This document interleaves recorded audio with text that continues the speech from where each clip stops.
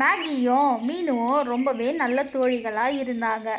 மேகிக்கு குட்டுன்னு ஒரு பெண் குழந்தை இருந்தது. மேகியோடைய கணவர் இறந்து போனதுனால மேகி சமோசா வியாபாரம் செஞ்சு வாழ்ந்து வந்தது. குட்டு தினமும் பள்ளிக்கூடத்துக்கு போன பிறகு மேகி அது சமோசா செய்கிற வேலையை தொடங்கும். அதுக்கு சமோசா செய்கிறதுனா ரொம்ப பிடிக்கும். அதனால மேகி பாட்டு பாடிக்கிட்டே எப்பவுமே சமோசாவை செய்யும். தினமும் மேகி சுட சுட சமோசாக்களை செஞ்சு ஒரு தள்ளு வண்டியில் எடுத்துக்கிட்டு அதை அக்கம் பக்கத்தில் இருக்க கிராமத்துக்கு போகும். அங்கே இருக்க பறவைங்களுக்கெல்லாம் சுவையான சமோசாவை குறைஞ்ச விலையில் கொடுக்கும். மேகி, உன்னுடைய சமோசாவை தினமும் சாப்பிட்டாதான் எனக்கு அந்த நாளே ரொம்ப திருப்தியாக முடியுது. உன்னுடைய சமோசால என்ன ஒரு மாயம் வச்சிட்டு இருக்கையோ எனக்கு புரியல. அப்படியா சொன்னாக்கா, நான் சமோசாவை ரொம்பவே சுத்தமான எண்ணெயில் தரமாக செஞ்சு தரேன். அதனால தான் உங்களுக்கு என்னுடைய சமோசா ரொம்ப பிடிச்சிருக்கு போல. ஆனால் நீங்கள் என்னை ரொம்பவே புகழறீங்க. சரி சரி மேகி, நீ சுட சுட சமோசாவை எனக்கு இப்போ கொடு. நான் எவ்வளோ நேரம் தான் எச்சி ஊற அந்த சமோசாவையே எட்டி எட்டி பார்த்துட்டு இருக்கிறது. கண்டிப்பா சொன்னாக்கா, உங்களுக்கு நான் இப்போ சமோசாவை தரேன். எப்பவுமே நான் செய்யற சமோசாவை முதல்ல உங்களுக்கு தான் வியாபாரம் பண்ணுவேன் அப்படின்னு மேகி சோனா கிட்ட சொல்லிட்டு ரொம்பவே அன்பா எடுத்துட்டு வந்து சமோசாவை தரா. சோனாவும் சமோசாக்கான பணத்தை மேகி கிட்ட கொடுக்கறா. மேகியும் அந்த பணத்தை வாங்கிக்கிறா. அன்னைக்கு பொழுது சாயறதுக்குள்ளவே மேகி கொண்டு வந்த எல்லா சமோசாவையும் விற்றுட்டு வெறும் வண்டியை வீட்டுக்கு கொண்டு போகிறா. வீட்டுக்கு வந்த மேகி குட்டுவை பார்த்து, குட்டு செல்லம், வீட்டு பாடங்களை எல்லாம் எழுதி முடிச்சிட்டியா? ஆமா, நான் வீட்டு பாடங்களை எல்லாம் எழுதி முடிச்சிட்டேன். நீங்க எப்பவுமே எழுதின பிறகு தானே வீட்டுக்கு வருவீங்க. இன்னைக்கு நீங்க ரொம்பவே சீக்கிரமா வந்துட்டு இருக்கீங்க. அதுவா குட்டு, என்னுடைய சமோசா ரொம்ப சுவையா இருக்குன்னு எல்லாரும் இப்போ விரும்பி வாங்க ஆரம்பிச்சிட்டாங்க. முன்னைய விட இப்போ வியாபாரம் ரொம்பவே நல்லா சூடு பிடிச்சிருக்கு அப்படின்னு குட்டுவும் மேகியும் பேசிட்டு இருந்தாங்க.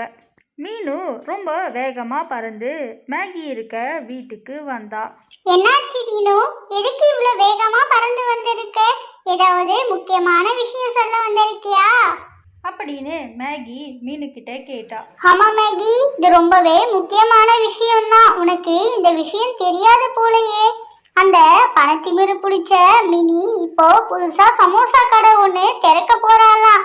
அதை தான் உங்ககிட்ட சொல்லலான்னு அறக்க பறக்க ஓடி வர. என்ன சொல்ற மீனு? பரவாயில்லையே, அந்த மினிக்கு கூட சொந்த காலில் நின்று சம்பாதிக்கணுன்ற எண்ணம் வந்திருக்கு.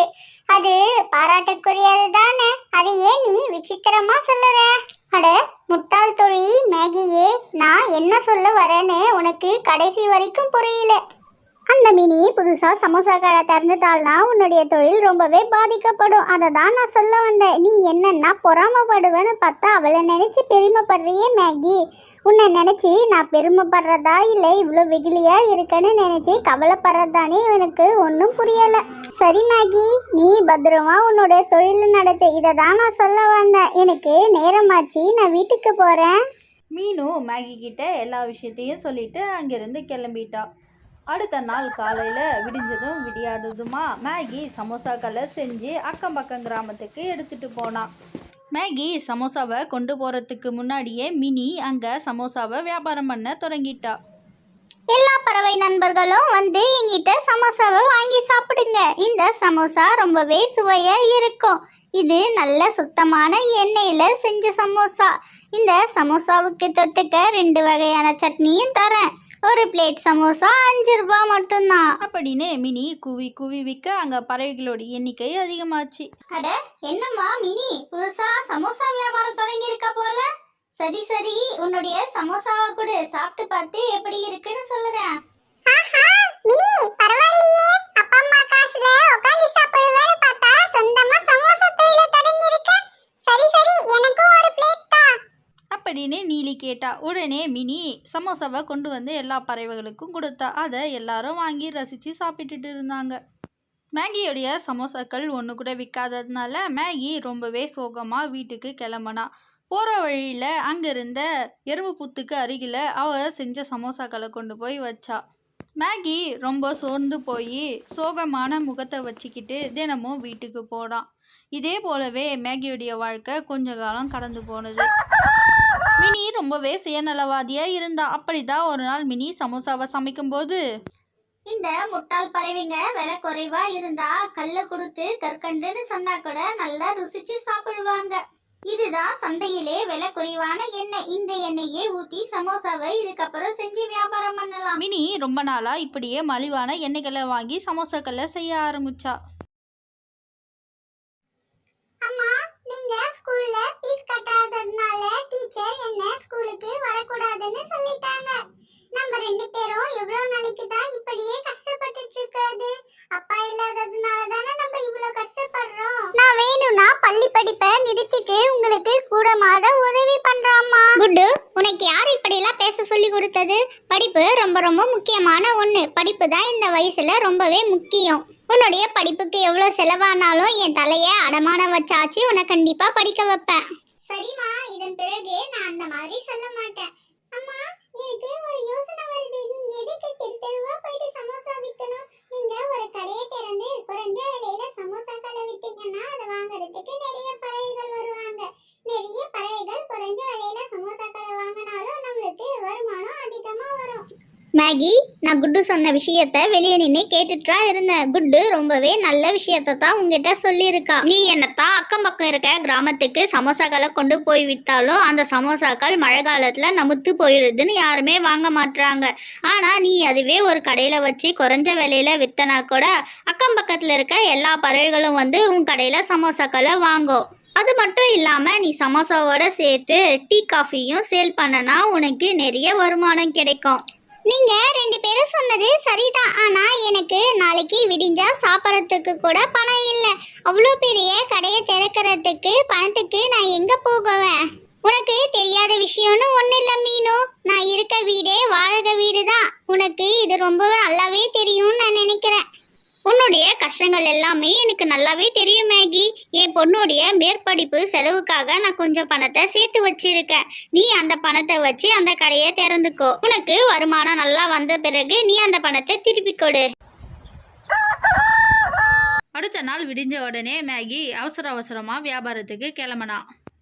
சமோசாக்கள் எதுவும் விற்காததுனால போன வேகத்திலே மேகி வீடு திரும்பினா. வழக்கம் போல் விற்காத எல்லா சமோசாக்களையும் அந்த எறும்பு பொத்துக்கு அருகில் எடுத்து வச்சுட்டு மேகி அவளுடைய வாழ்க்கையில் நடந்த விஷயத்தை எண்ணி அழ ஆரம்பிச்சா. மேகி அக்கா, என் பேரு ஜான்சி. என்னுடைய கணவர் கொஞ்ச காலத்துக்கு முன்னாடி இறந்து போயிட்டாரு. எங்க கிட்ட பணம் இல்லாத காரணத்தினால நாங்க சாப்பிடாம இருந்தோம். நீங்க வைக்கிற சமோசாவை தான் நானும் என் பொண்ணும் சாப்பிட்டு இன்னைக்கு ஆரோக்கியமா இருக்கோம். உங்களுக்கு நடந்த எல்லா விஷயத்தையும் நானும் கேள்விப்பட்டேன். இது எனக்கு சொந்தமான இடம் தான். இந்த இடத்திலேயே நீங்க உங்களுடைய புதிய சமோசா கடையை திறந்துக்குங்க. நானும் என் பொண்ணும் உங்களுக்கு உதவியா இருக்கிறோம். ரொம்ப நன்றி ஜான்சி, நீ எனக்கு ஒரு நல்ல வழியை காட்டியிருக்க. நான் ரொம்பவே குழப்பமான மனநிலையில் இருந்தேன். நான் என்னதான் உனக்கு உணவளிச்சிருந்தாலும் நீ இப்போ செய்கிற உதவி எனக்கு ரொம்ப ரொம்ப பயனுள்ள உதவி. நான் இதை என் வாழ்நாள் முழுக்க மறக்கவே மாட்டேன். நான் நாளைக்கே கடையை கட்டுறதுக்கு தேவையான மரக்கட்டைகளை எல்லாம் என்னுடைய வீட்டிலிருந்து கொண்டு வந்து வேலையை ஆரம்பிக்கிறேன். ஜான்சி கிட்ட பேசிட்டு மேகி ரொம்பவே சந்தோஷமாக வீட்டுக்கு போனான். அன்னைக்கு காலையில் சூரியன் உதிச்ச உடனே முதல் வேலையாக கட்டைகளை எல்லாம் கடை கட்டுற இடத்துக்கு கொண்டு வந்தான். கொஞ்ச நேரத்திலே கடன்னு சமோசா கடையும் கட்டி முடிச்சிட்டா. அந்த கடையை பார்த்த மீனு, பரவாயில்லையே மேகி, நான் எதிர்பார்த்ததை விட நீ கடை ரொம்ப அழகாவே கட்டியிருக்க. உன்னுடைய குணத்தை போலவே உன்னுடைய தொழிலும் ரொம்ப நல்ல பெரிய அளவுக்கு வரும் அப்படின்னு மீனு மேகி கிட்ட பேசிட்டு இருக்க. இன்னொரு பக்கம் ஜான்சி எறும்பு ஒரு அறையில் சமோசாக்களை சுட சுட செஞ்சுட்டு இருந்தா. மேகியோட கடைக்கு வந்த பறவைங்க எல்லாம் மேகி கிட்ட மன்னிப்பு கேட்டது. மேகி, என்ன மன்னிச்சிடுப்பா. அந்த மினி குறைஞ்ச விலையில சமோசா விற்கிறான்னு அவகிட்ட சமோசாக்களை வாங்கி சாப்பிட்டோம். ஆனால் அவள் இப்படி பண்ணுவான்னு நான் கொஞ்சம் கூட நினைச்சு பார்க்கல. அவளுடைய பணத்தாசையினால் மலிவான எண்ணெய்களை பயன்படுத்தி சமோசாக்களை செஞ்சா. அந்த சமோசாவை நம்ம நீலி சாப்பிட்டதுனால அவள் உடல்நிலை சரியில்லாமல் மருத்துவமனையில் சிகிச்சை பெற்றுட்டு இருக்கா. என்னையும் மன்னிச்சிடு மேகி, நான் உங்ககிட்ட சமோசா வாங்காமல் அந்த மினி கிட்ட வாங்கி சாப்பிட்டேன். சோனக்கா, நீங்கள் என்கிட்ட மன்னிப்பு கேட்கணும்னு எந்த அவசியமும் இல்லை. அந்த பணத்தாசை பிடிச்ச மினி இப்படி பண்ணுவான்னு நான் கொஞ்சம் கூட எதிர்பார்க்கல. நீங்கள் எல்லாரும் விலை குறைவான சமோசாவை தானே ஆசைப்பட்டீங்க. என்கிட்ட விலை குறைவான சமோசா சுத்தமான எண்ணெயில் செஞ்சு தரேன் அப்படின்னு மேகி சமோசாவை எடுத்து எல்லா பறவைகளுக்கும் கொடுத்தா. அப்போதான் மினிக்கு ஒரு விஷயம் புரிஞ்சது. தரமான பொருட்களை பயன்படுத்தி அதிகமான லாபத்தை பெறலைனாலும் நம்பிக்கையான வாடிக்கையாளர்கள் அவ கூடயே இருந்திருப்பாங்கன்னு.